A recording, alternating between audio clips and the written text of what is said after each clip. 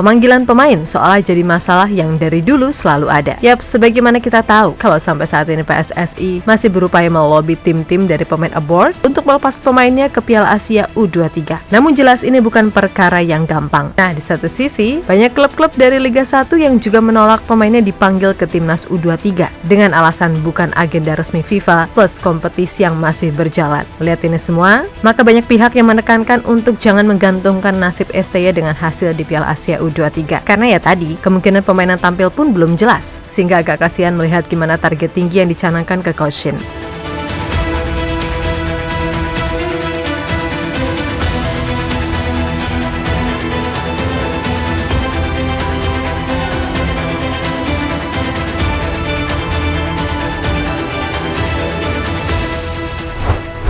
Jalan terjal beneran harus dihadapi Sinteyong dalam persiapan menuju Piala Asia U23. Sebab sampai saat ini, polemik soal pemanggilan pemain masih belum menemui titik temu. Terutama para klub-klub di Liga 1 yang enggan melepas pemain yang biasanya menjadi tulang punggung timnas U23. Dilansir dari laporan dari Bola Sport, sudah ada 5 tim yang menolak. Meskipun 2 tim diantaranya juga mengakui siap melepaskan pemain dengan syarat. Persija, Borneo FC, PSS menyebut jika mereka tidak akan melepas pemainnya. Sedangkan khusus untuk Persib dan Persita, mereka sebenarnya bersedia melepas tapi dengan sebuah catatan. Pelatih Persib, Boyan Hodak, mengatakan jika Persib sebenarnya bersedia aja melepas pemainnya. Namun harus dengan syarat kalau Liga 1 menghapus aturan wajib memainkan 1 pemain U23 seperti yang sudah dilakukan musim ini.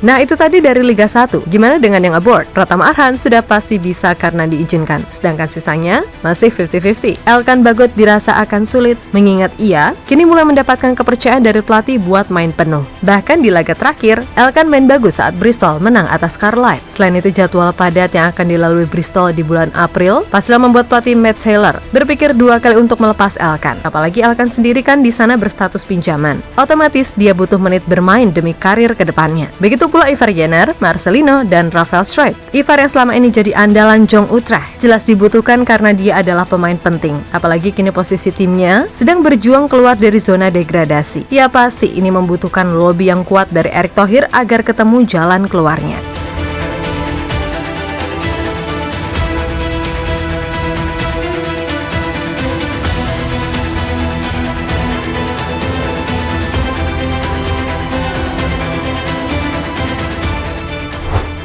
Lebih lanjut soal Marcelino dan Rafael Struijk, keduanya mungkin terbuka untuk bisa membela timnas U23. Begitu pula dengan Justin Hubner, yang kayaknya PSSI akan melakukan apapun agar Justin ini bisa dilepas timnya. Agak maksa sih, tapi ya gimana lagi ya kan? Nanti bila ini clear, baru urusan di klub-klub Liga 1 akan dicari solusinya. Intinya adalah, PSSI sedang berupaya mencari solusi alternatif agar ditemukan jalan tengah dari semua ini. Karena di satu sisi, ajang Piala Asia U23 ini juga dirasa penting untuk Indonesia karena bila sampai bisa lolos semifinal, maka bisa dapat peluang buat tampil di Olimpiade besar. Namun jelas itu kemungkinan besar hanya bisa dilakukan kalau skuadnya full. Nah, kalau enggak, misalnya tersedia adalah pemain Liga 1 itu pun yang pelapis. Wah, ya maaf aja, bakalan sulit. Padahal kita tahu kan gimana tingginya target yang dicanangkan ke Coach Shin.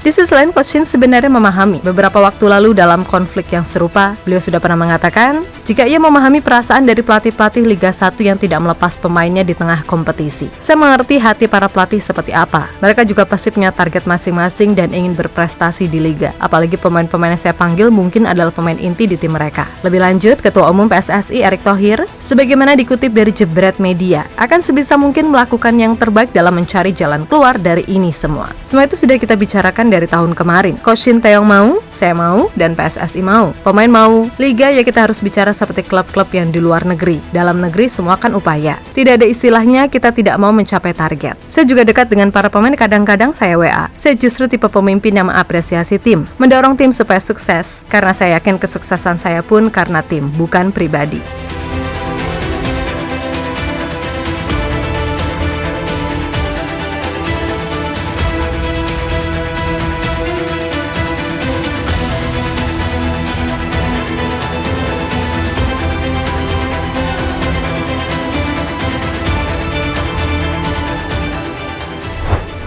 Ya, pada akhirnya pemain yang bisa dipanggil istilahnya adalah apa adanya. Maka ya udah, kita cuma bisa berharap semoga Indonesia dinaungi Dewi Fortuna. Dan sebagai gambaran, ini skuad timnas Indonesia U23 bila diisi dengan pemain yang apa adanya tadi. Mulai dari kiper Hernando Ari, yang kayaknya Persebaya legowo melepasnya. Lalu 4 bek ada Bagas Kava, Kadek Arel, Dewangga, dan M. Haikal yang juga kemungkinan besar diizinkan. Kemudian di tengah ada Beckham Putra dan Kanu sebagai double pivot. Selanjutnya, 3 pemain di belakang striker ada Kelly Sawyer, Arkan Fikri, dan Frankie Misa. Dan di ujung tombak adalah Muhammad Ragil untuk menggantikan Sananta yang kayaknya juga sulit mendapatkan izin dari klubnya plus baru pulih dari cedera.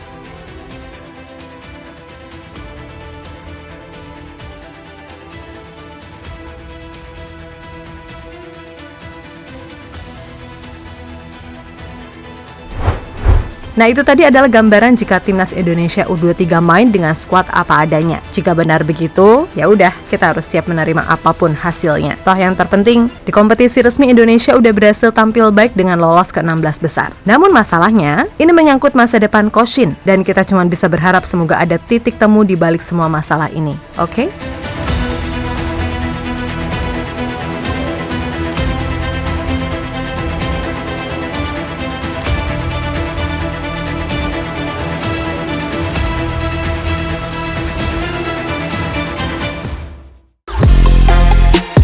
Halo, izin iklan sebentar ya guys. Jadikan ruangmu bernuansa timnas. Temukan beragam poster dinding, sepak bola dan timnas dengan desain menawan, kualitas premium dan harga yang tidak akan menguras kantong. Segera klik link Shopee di deskripsi video ini dan dukung timnas dengan sepenuh hati. Mulai dari dinding rumahmu.